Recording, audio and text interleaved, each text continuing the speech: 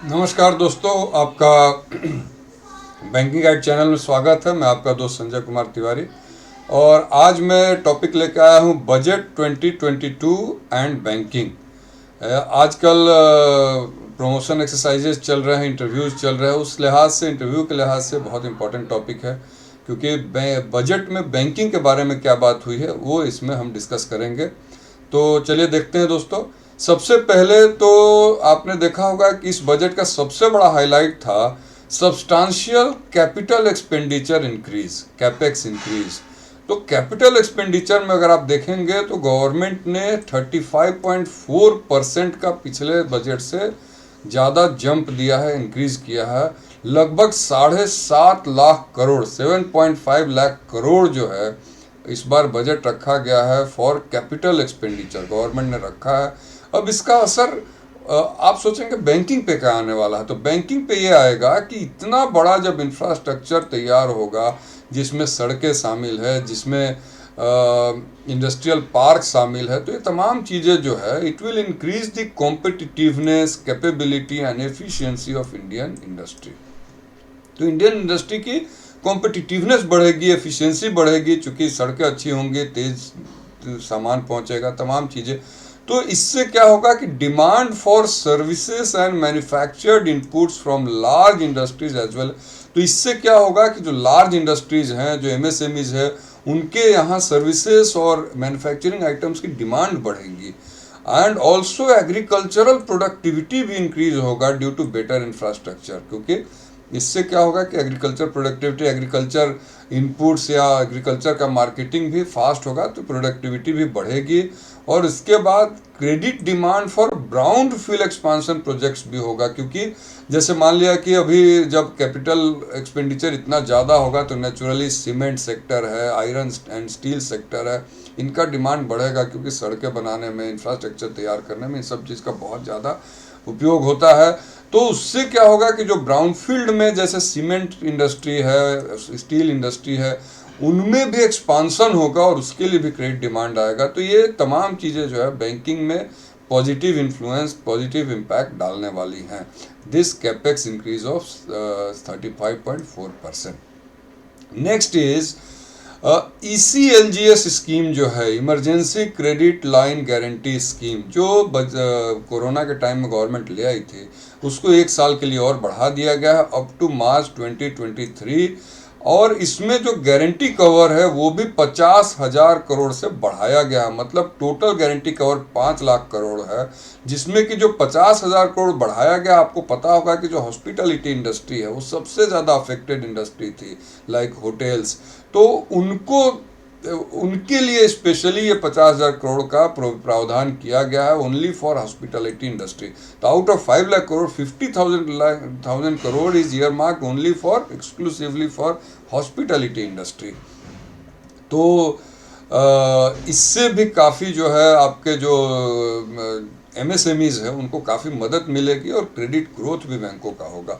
इसके अलावा CGTMSE के रिवैम्पिंग की बात की गई है कि इसमें और फंड्स इन्फ्यूज करके गवर्नमेंट जो है CGTMSE स्कीम की रिवैम्पिंग करेगी, जिससे कि ऐसा एस्टिमेट किया गया है कि it will generate additional credit demand of 2 lakh crore for MSMEs. तो एमएसएमईज में 2 लाख करोड़ का और इससे एम्प्लॉयमेंट अपॉर्चुनिटीज़ भी देश में बढ़ेगी। तो एक ये भी जो है इस बजट में रखा गया है, CGTMSE का रिवैम्पिंग। इसके अलावा अदर प्रपोजल्स में अगर देखेंगे तो चूंकि 75 साल देश के पूरे हुए आज़ादी के, तो उसके हिसाब से 75 डिजिटल बैंकिंग यूनिट्स स्थापित करने की बात हुई है इन 75 डिस्ट्रिक्ट्स। इसके अलावा data centre, energy storage system, including dense charging infrastructure, grid scale battery system, ये सब चीज़ों को अब हार्मोनाइज्ड लिस्ट ऑफ इंफ्रास्ट्रक्चर में शामिल कर लिया गया है, जिसकी वजह से इनको credit availability for digital infrastructure and clean energy storage, ये क्रेडिट अवेलेबिलिटी करने में मदद मिलेगा। तो इससे भी नेचुरली बैंकों का क्रेडिट बढ़ेगा। इसके अलावा the national bank for financing infrastructure and development, NABFID, NABFID, national bank for financing infrastructure and development has commenced his activities. ये भी बताया गया इस बजट में, ये तो पहले आया था लेकिन इस बजट में बताया गया कि अब ये काम करना स्टार्ट कर दिया है। इसके अलावा अगर हम देखें तो रिकवरी के लिए अगर देखें बैंकों को कहाँ से मदद मिलेगा, तो अलग से, चूंकि आईबीसी जो है इंसॉल्वेंसी एंड बैंक्रप्सी कोड, इसका भी अलग मैंने वीडियो बनाया। अगर आईबीसी के बारे में आपको जानना हो तो उस वीडियो में जाके देख सकते हैं। तो उसमें उसके और कितना भी उसमें करने के बाद भी उसमें डिले हो रहे हैं, तो उसको देखते हुए गवर्नमेंट ने centre for processing accelerated corporate exit अलग से इस्टेब्लिश करने की बात की है इस बजट में। C pace, centre for processing accelerated corporate exit will be established to facilitate and speed up voluntary winding up of these companies। तो कंपनीज जो वॉलंटरीली वाइंड अप करना चाहती हैं, एग्जिट करना चाहती हैं, वो और तेज़ी से हो गया। उसको गवर्नमेंट का टारगेट ये है कि जो लगभग 2 साल लग जाते हैं वाइंडिंग अप में, वो लेस देन 6 मंथ्स में हो जाए। ठीक है। इसके अलावा आईबी कोड में और नेसेसरी अमेंडमेंट्स किए जाएंगे इंसॉल्वेंसी एंड बैंक्रप्सी कोड में, to facilitate cross border insolvency resolution. तो क्रॉस बॉर्डर इंसॉल्वेंसी रिजोल्यूशन में भी फास्ट प्रोसेसिंग हो, इसके लिए भी नेसेसरी अमेंडमेंट्स किए जाएंगे। इसके अलावा तीसरा जो रिकवरी से संबंधित खबर है वो है, आपको याद होगा बैड बैंक का प्रपोजल पिछले बजट में था। अब वो फाइनेंस मिनिस्टर ने बताया कि वो अब काम करना शुरू कर दिया है, नेशनल एसेट रिकंस्ट्रक्शन कंपनी। दोस्तों, बैड बैंक के लिए भी अलग से वीडियो मैंने बनाया है, अगर आपको बैड बैंक के डिटेल्स चाहिए तो आपको उसमें मिलेंगे। उस वीडियो का नाम है NARCL is not a bad bank, तो आप वहाँ जाके देख सकते हैं, बैड बैंक के सारे डिटेल्स उसमें हैं। इसके अलावा ये डायरेक्ट बैंकिंग का से तो नहीं है, लेकिन बैंकिंग पे अफेक्ट, बैंकिंग पे इसका असर होने वाला, बैंकिंग के बिजनेस पे असर होगा। एक नया चीज़ श्योरिटी बॉन्ड्स जो है इंश्योरेंस सेक्टर में लाया गया है।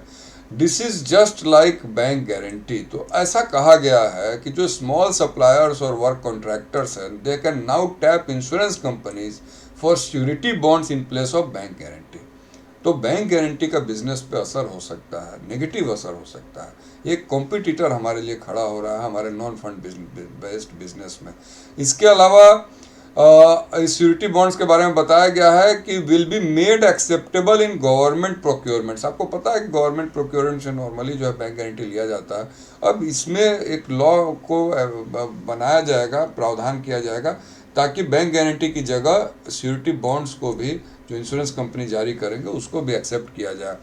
IRDAI ने ऑलरेडी इसका फ्रेमवर्क जो है तैयार कर दिया है, और जो 6 तरह के जो गारंटीज इशू होंगे सिक्योरिटी बॉन्ड्स, वो है advance payment bond, bid bond, then contract bond, then customs and court bond, performance bond और रिटेंशन मनी। तो ये 6 तरह के गारंटी बॉन्ड्स जो बैंक गारंटी हम इशू करते हैं, उसी तरह से सिक्योरिटी बॉन्ड्स इशू होंगे इंश्योरेंस सेक्टर के द्वारा। तो एक तरह से बैंकिंग के लिए कंपटीशन खड़ा हो रहा है नॉन फंड बेस्ड बिजनेस में।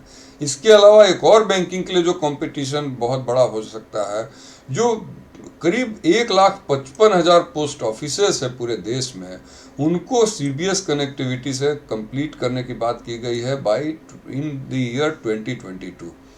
तो इससे क्या होगा कि it will help access to any bank account through net banking, mobile banking. तो net banking, mobile banking, ATM सब जो पोस्ट ऑफिस सेविंग्स है उस पर काम करेगा। और इसके अलावा online transfer of funds between post office accounts and bank accounts भी संभव हो सकेगा।